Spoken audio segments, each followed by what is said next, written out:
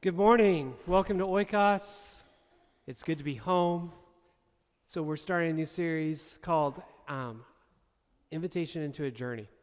And as we get into the journey this morning, we're going to go to a specific book in the Bible, 1 Samuel, and it really is about Samuel. So 1 and 2 Samuel are about the life of Samuel, his work within the kingdom as the Lord worked through him. But we're starting at the very beginning of the story today. And this morning, the journey that we're being invited into is a journey to ask. So I want you to just think about that for a moment. As we get into the story, has there been a time recently that you felt like you needed to ask God for something big? Just think about it. You don't have to respond. But get this in your mind, because later on I'm going to prep you. I will be asking for you to respond. So contrary to what I just saw, make sure that when I ask and I say I want participation, make sure you actually participate, okay? So say it out loud when you're ready. But right now, just keep it in your head.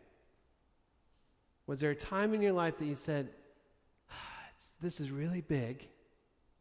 And don't do comparison. Comparison always kills. So something big for someone may not be something big to someone else. But if it's big to you, it's big. Was there some time in your life that you asked God for something big? Maybe this thing or situation,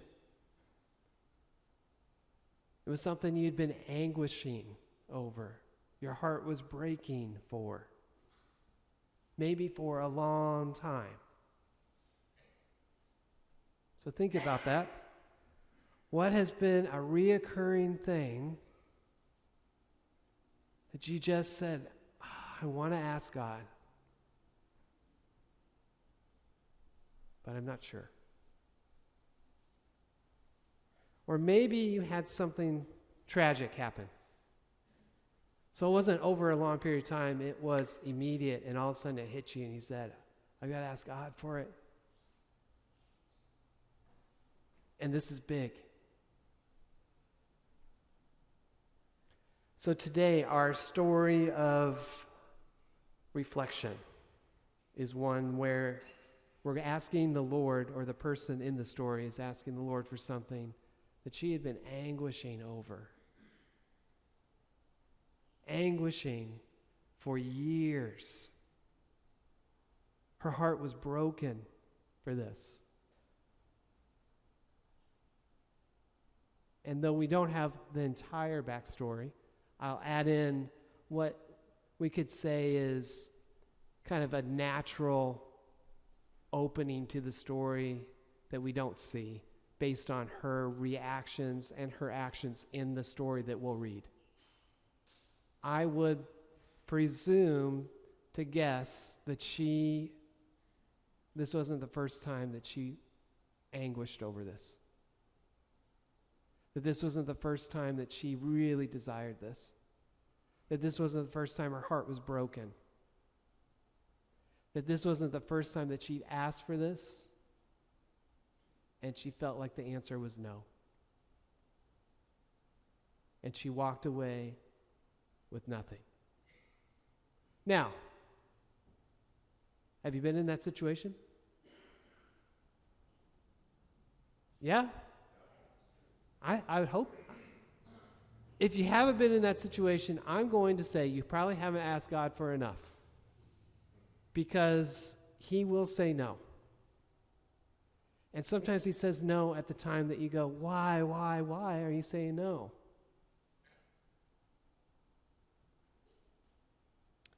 What was interesting in this story, and you're going to see this, at least as I read through it, is that the thing that she asked for was not riches or fame or glory.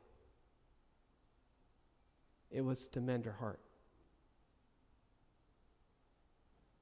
So what is something you would ask for that you believe could change your life? Now, this can be a little personal, so I won't tell you that you have to share this with your next door neighbor here.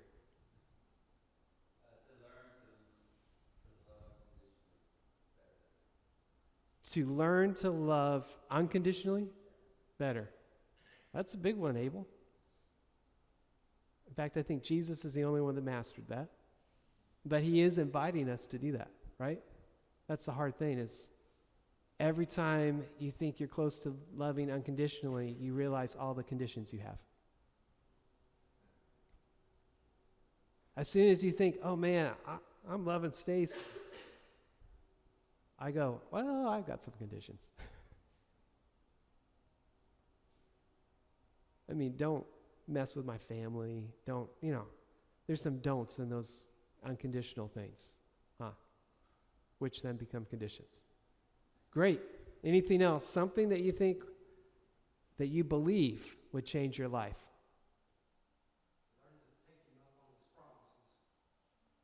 Hey, in the story, we're going to hear about that.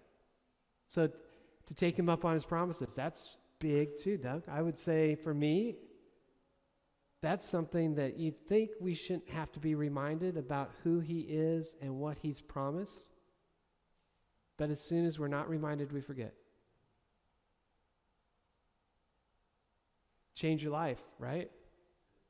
I mean, think about every decision you would make.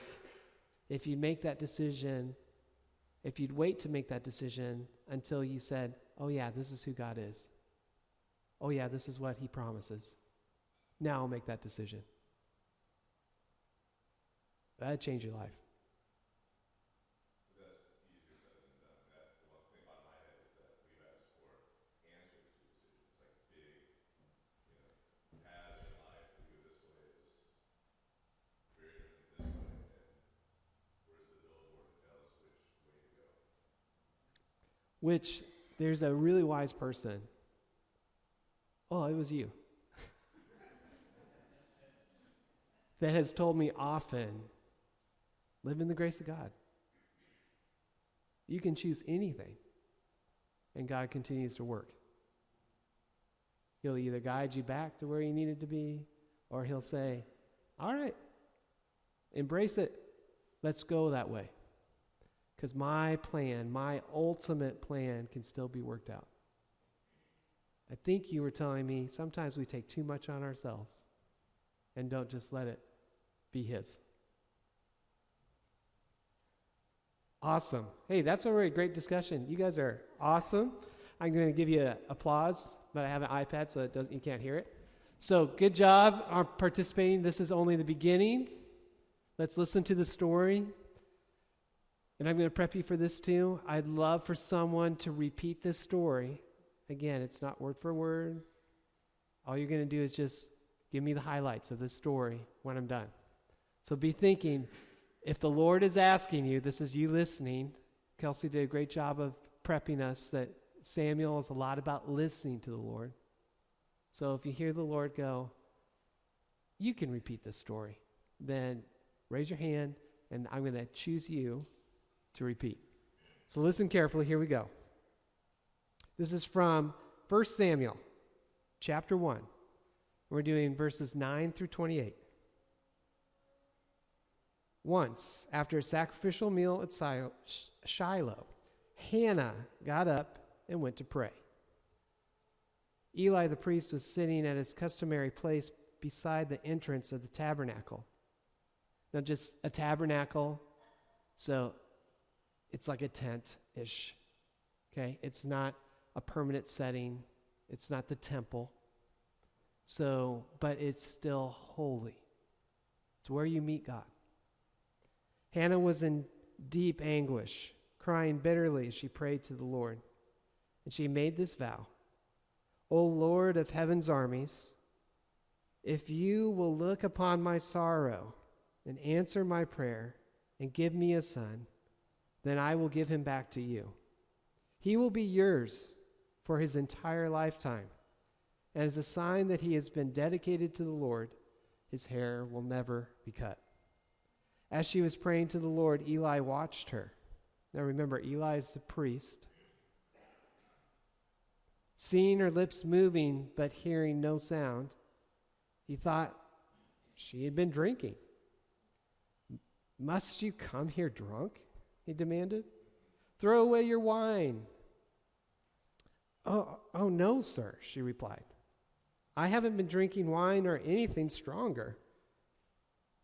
But I am very discouraged, and I was pouring my heart out to the Lord. Don't think that I'm a wicked woman, for I have been praying out of great anguish and sorrow. In that case, Eli said, go in peace. May the God of Israel grant the request you've asked of him. Oh, thank you, sir, she exclaimed. Then she went back and began to eat again, and she was no longer sad.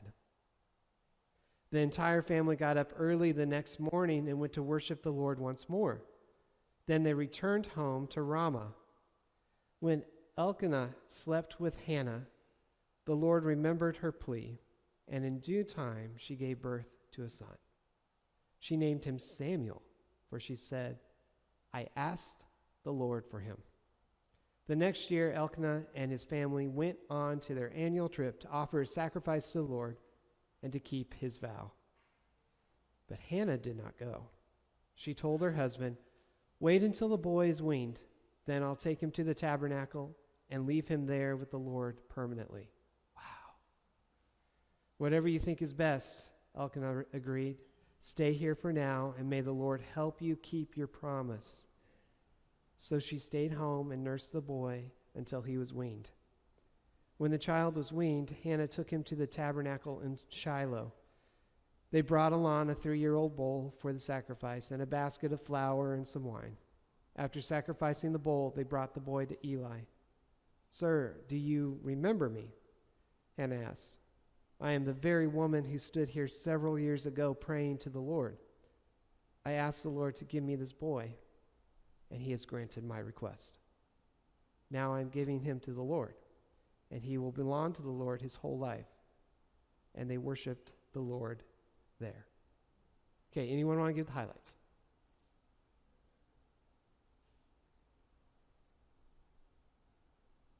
Kelsey, you got Kelsey, go ahead.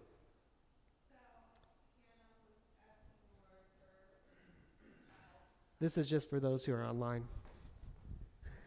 That was my bad, not yours. Here you go. So Hannah was asking the Lord for a child and just kind of pouring out herself in prayer. And Eli, who was a priest at the temple, saw her and thought she was drunk. So he was like, can you not do that, please? But then she explained that she wasn't. She was really just praying. And he was like, oh, then, go right ahead. And he, asked that the Lord remember her prayer. And so she did. And then when she left, eventually she did have a son. And that was Samuel. And she said that because she asked the Lord for the son, she actually dedicated him to the Lord and eventually brought him back to the tabernacle where she had prayed for him and dedicated his life to, working at the tabernacle for the Lord. Everyone, is that a good job? Yeah, give Kelsey a hand. That's a good job. See, it's super easy. As you retell the story, hopefully you kind of got some of those details. They're kind of swimming in your head. So as we go to this first question, what does this story tell us about God? And I have a few things, so don't worry. It's not all on you. But if you want to throw something out, what does this story, as you hear these things, tell you about God? He listens. What else?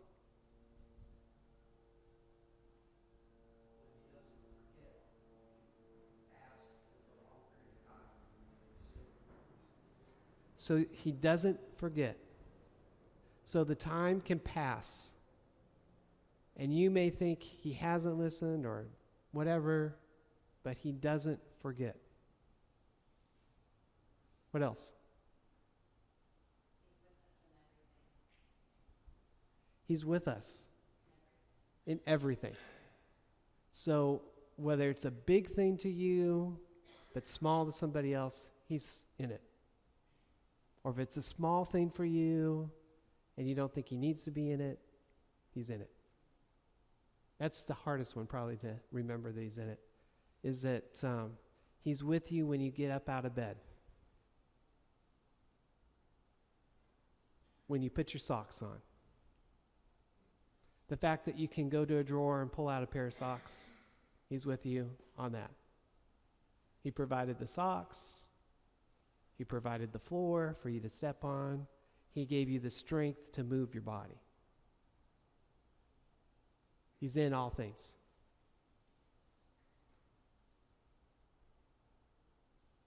Anything else?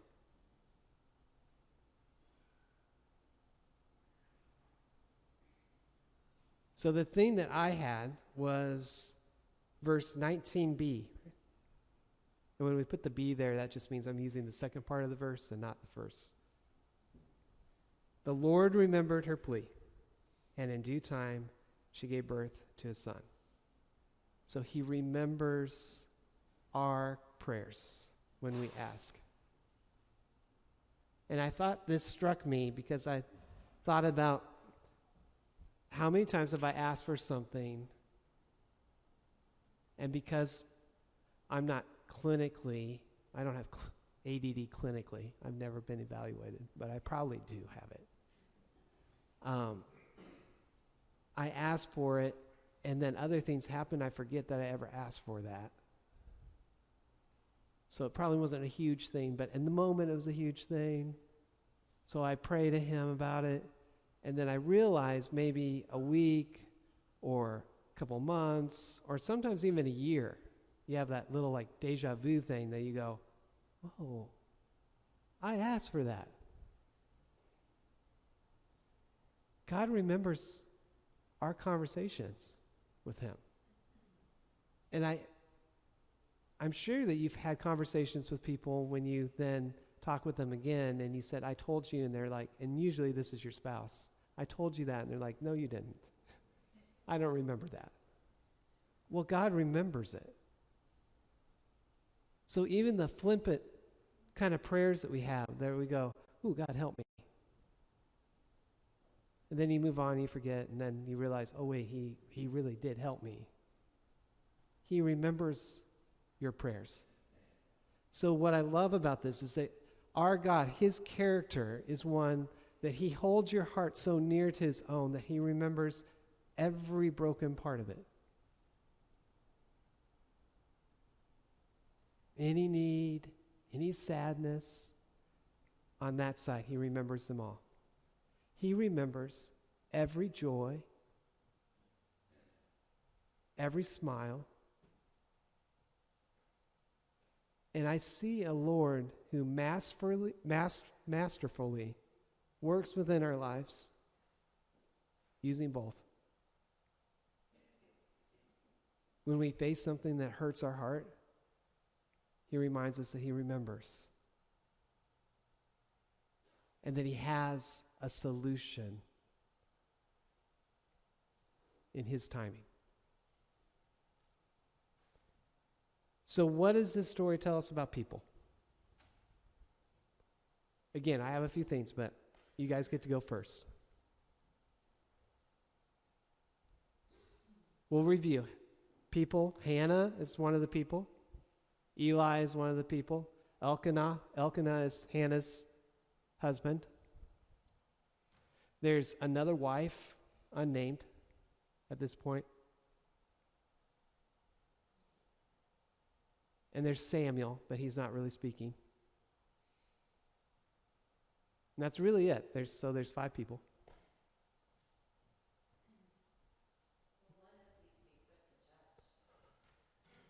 Okay, so isn't that, the pastor's always the first one to judge, right? So you learned that. Thanks, Nina. So Eli, quick to judge. You see someone out of character, automatically must be drinking. Too much wine. Oh, the woman and her wine, right?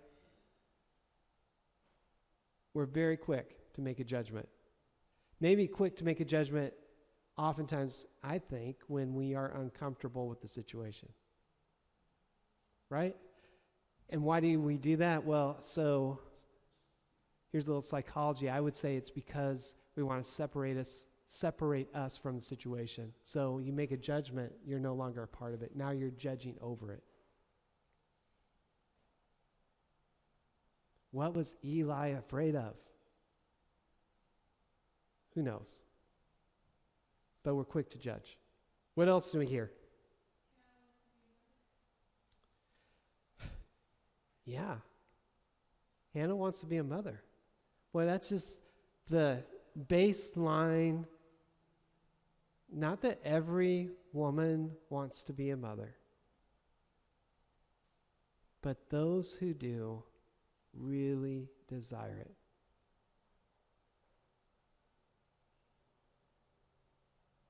I can't step into those shoes.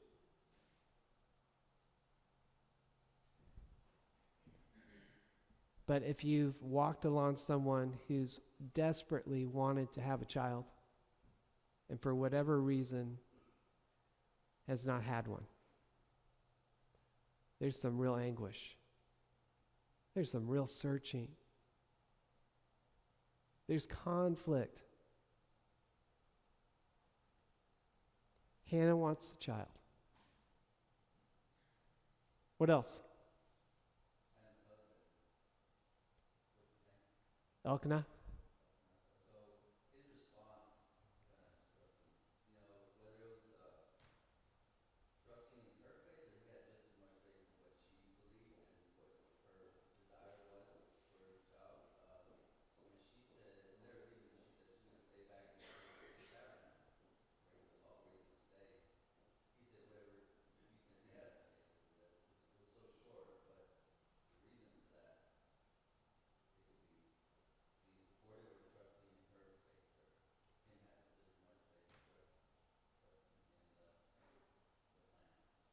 Yeah, I love that, Amos, because he responds with whatever you think is best. Make sure you fulfill your promise, right? And you can take it one or two ways, right? It could maybe even be a both and. One is, I totally trust you, Hannah. I see your devotion. Stay back. I'm not worried about you not fulfilling this promise, but I'll remind you of the promise. Or it could be, you keep holding on to that baby and you're not going to let go. When I was reading, I heard both things occur. And that's only because I know when Sarah and so our kids all went through daycare. Or if you want a little better term, preschool for 6 weeks. It was hard for Sarah. In fact, she wouldn't take them. I would take them. Because it was easier to say goodbye to them as she left for work and then had me take them in than for her to go and go through that process. Boy, did it stick me into that situation of Hannah and thinking, what a huge promise she made. And that was one of the things that hit me, is that Hannah made this promise and she poured out her heart because she wanted a child. She poured out her heart to the Lord. And that's risky right there. So you guys all know, and I promise we are not going to have every time I preach something revolving around what we went through in the last month, but you're going to get it for a little bit because it's on the top of my heart. But the last time we poured out in anguish was not that long ago. And there were 8 hours of anguish. It's big for us. In comparison to someone else, different. But again, remember, the Lord sees our heart individually. And Sarah and I grabbed each other's hand in the moment where the doctor said we could lose her.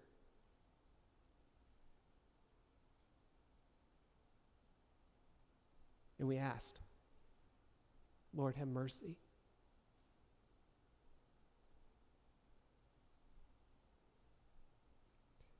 And we didn't say these words exactly. We didn't say, not our will, but your will be done. I mean, I wish I would have said those same words because those are the words of Jesus, right? But of course, I'm a pastor, and I mess things up. We said, have mercy. And whatever you choose, help us to be okay. And we had about 3 more hours after that, waiting to see what would happen. But I think what I see with Hannah is she's willing to risk that. She's willing to put it on the Lord. And sometimes we're scared to do that because what if he says no? And that's what Sarah and I had to face in the middle of this, is even when we poured out a request for others to pray, which, thank you. Boy, have we been loved by people praying for us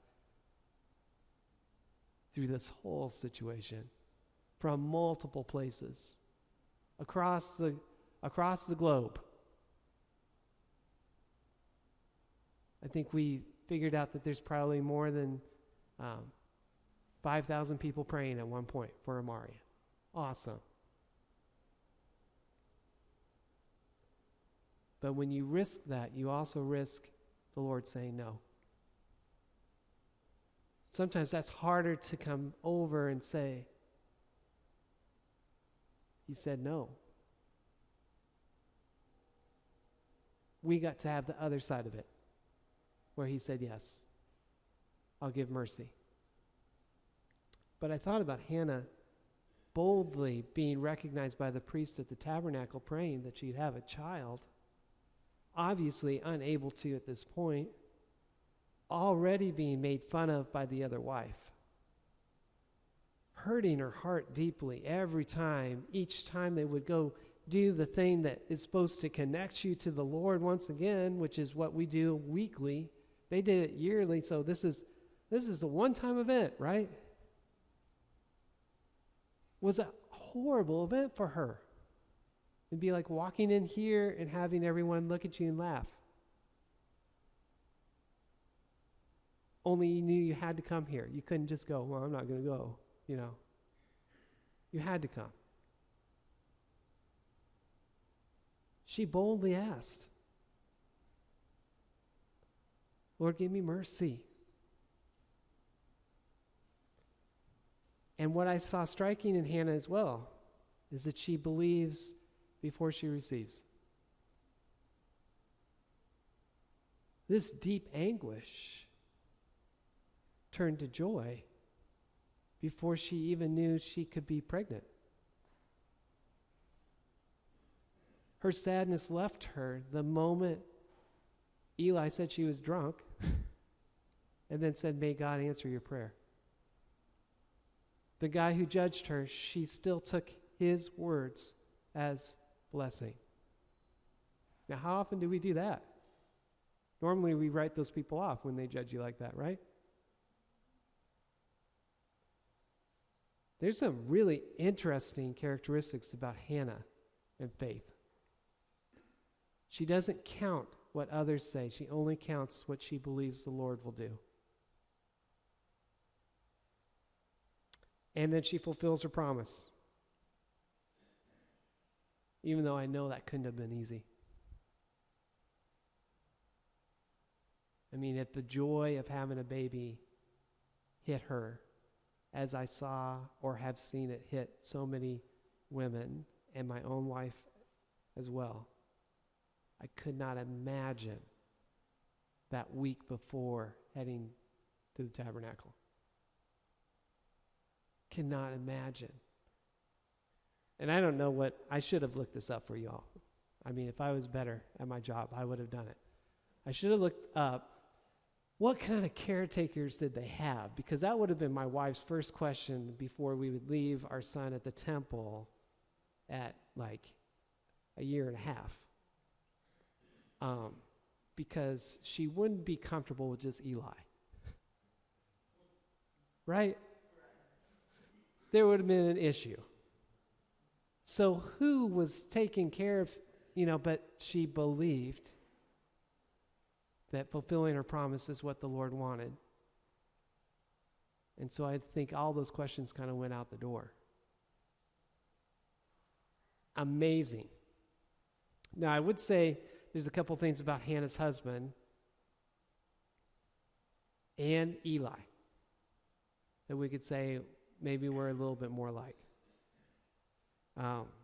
Eli, the judgment that comes right away, which we talked about already.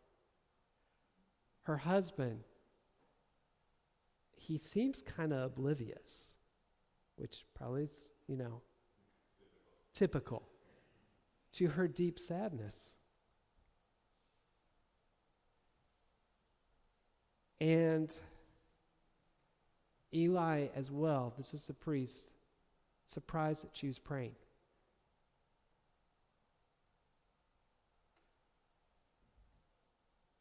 So in this story, where were you encouraged or convicted? So I want you to think about this. You don't have to say this out loud. I've got a couple of things for you to think about. Were you wondering why you're not more like Hannah?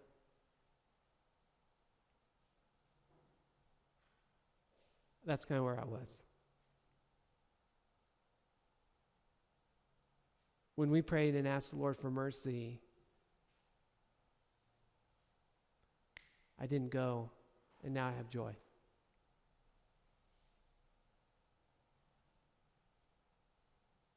I had joy after I felt like he'd answered it, and even then I kind of, with trepidation, paused, because I knew something could go wrong.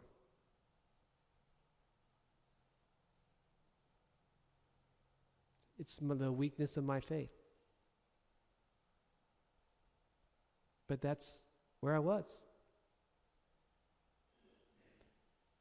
Maybe you know that it's unusual for you to take God up for something big, that you pray to him. Maybe it comes back to the part of you're scared to say something to God, and maybe even more so publicly to anyone else, that you're praying for God to give you mercy or to answer this prayer. Because what if he says no? So you just keep that to the side.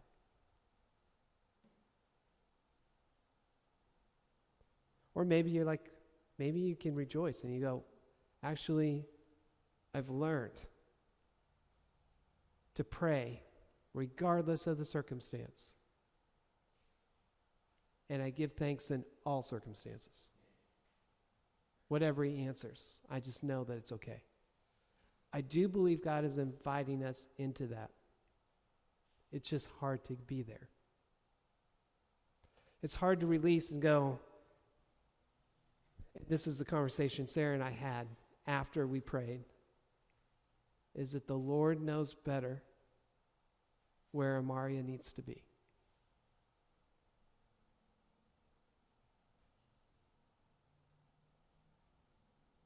And we have no control. So let's grab onto her now while we have her and rejoice that we have this time and moment with her.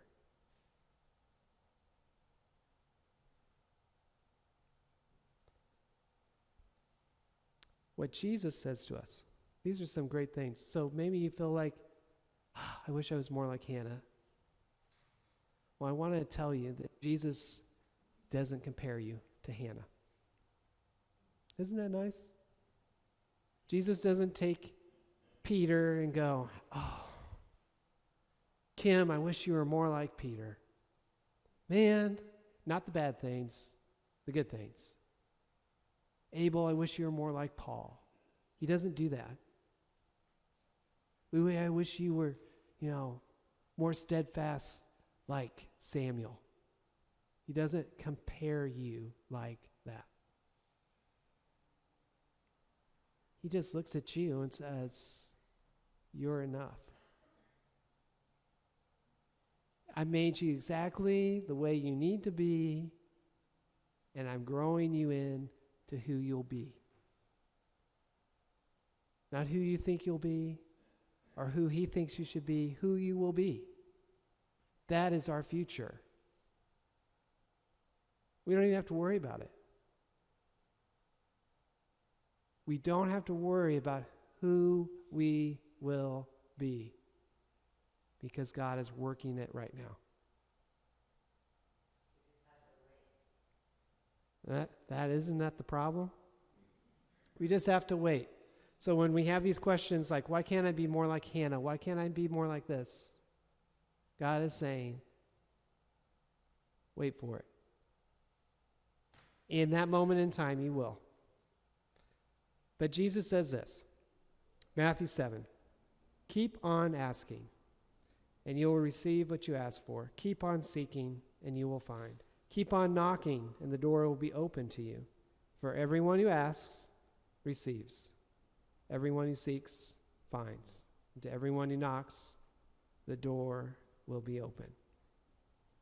So Jesus is asking us to go on a journey with Him to ask.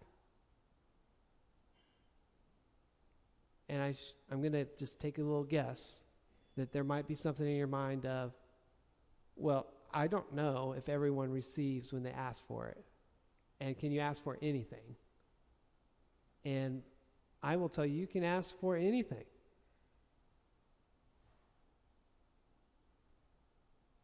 You also keep on asking. Maybe you're asking for riches. You can keep on asking. You have faith in Jesus, and this is what I can guarantee you. You're going to think this is prosperity, but this is not. When we're in heaven with Him, when He has restored all creation, you'll have more riches than you've ever. And part of that is because you won't have any bills. You won't need anything. You won't be of need. We'll be back like the Garden of Eden, where you can walk by and eat when you want to. Things are beautiful, and you don't have to weed or anything. You just are in joy. It's not like our little patch out there that we can't grow anything. Yeah, it's starting. So you can ask for anything. You can ask for health. You can ask for someone not to die. And the thing is that people still die. But we're guaranteed by Jesus that those who believe already have everlasting life. So though we die, we do not die forever. We live. So why could Sarah and I stand and ask for God's mercy and then say, help us to be okay? Because we knew that the gift that we had given to Amaria was the greatest gift already. She believes in Jesus. She already has life. Even though her life was slipping, she has life. And the mercy we're asking is, can we see a bit more of it?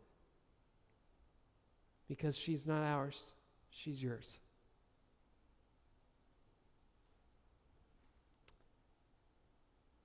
So when those prayers go unanswered, remember what we learned about God in this story. He still hears them. He still fulfills His promises. And all His promises will be fulfilled on the day that Jesus returns. And sometimes He gives us glimpses of His mercy and grace daily here. So what is the testimony of Amaria? Well, God answered a prayer of mercy. But for some others, the story will not be completed until Jesus comes again, when His prayer is ultimately answered. So if you prayed for someone who's been sick and they never got better and they died, that doesn't mean God unanswered the prayer. It means that He said, it will come when my Son comes again. If you go on and on with something that you go, I wish this could change, that will change when Jesus comes again, if you die before it does. That's how He works. It's in the now and the not yet. And when it doesn't happen in the now, you know it's coming in the not yet. You know it is. But that's what he's asking us to believe in. And that's why he asks us to ask. That's why Jesus says, ask for anything. Because ultimately, on the day that he returns, even the things that are weird, like fame. Okay, I'm going to pray for I want to be famous. Guess what? On the day that Jesus returns, everybody's going to know you. Because we're going to know everybody.